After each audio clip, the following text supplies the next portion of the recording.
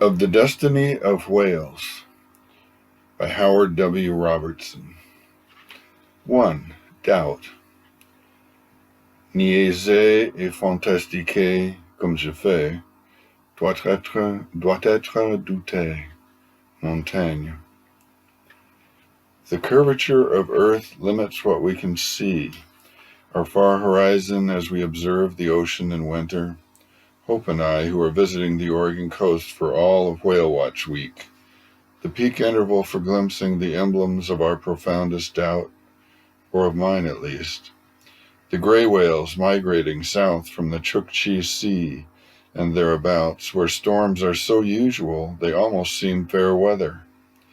The cold, salt waters where these whales have fed and fattened on benthic amphipods and myriad other bottom-dwelling crustaceans caught by straining them with the short, coarse balines in the arched mouths on the triangular heads of these Baja-bound leviathans, whose transit moves my mind west to the vista's structural edges, where this low-hanging sky meets a swelling sea, of these ontic cetaceans whose imagined passage takes my soul to the formal margin of conventional thought and feeling, where I decry theatrically the alienation of Ahab from the cosmos and sentimentally play at being a stranger in paradise.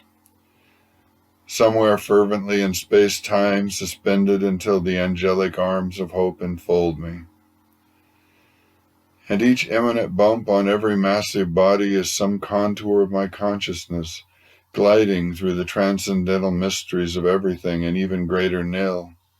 Some skepticism of throat pleats and finless dorsal humps. Some speckled uncertainty of crusted barnacles and pale callosities over slate-black skin. Some agnosticism of tapered flippers, of 50 feet of knuckled vertebrae, of the notched tails with pointed flukes, some spiritual conjecture of deepest diving, of breaching, of spy-hopping, of blowing paeans of heart-shaped spray, heavenward as prayers of praise, as key-whirls of awe. 2. Spirit. La volonté divine nous règle au-dessus de ces humaines et vaines contestations. Montaigne.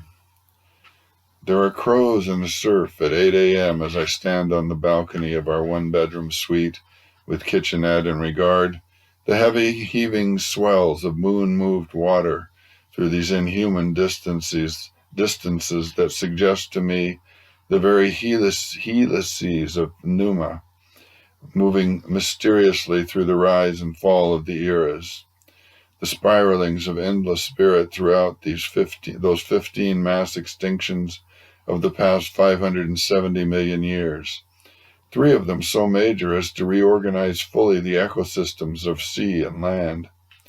The one around 245 million years ago happening when the continents merged to create a barren world of glaciers and deserts, in which 90% of all Earth species were inexorably exterminated.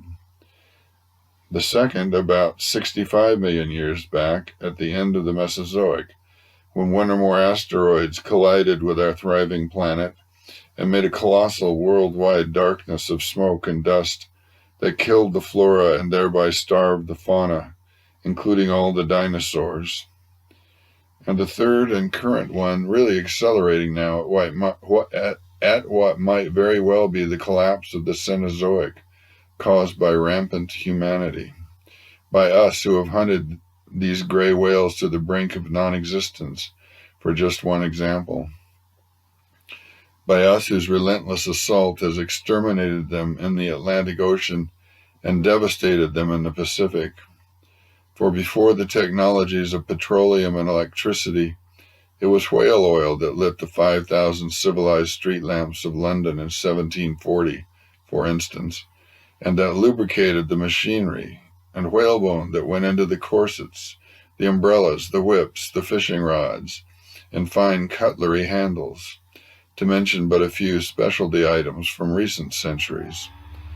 Oh, by the misguided likes of us who do not viscerally seem to realize how desperately we need to transform our 5 millennia old urbanizing culture into an urgently innovative, radically ecosystem sensitive, wholly harmony oriented, primordially wild minded, scientifically spiritual construct that socially reimagines the archaically primitive as the model for a nature centered zeitgeist, together with an environment loving technology that fulfills our authentic destiny as the most tool using animal ever to be evolved on this hospitable globe.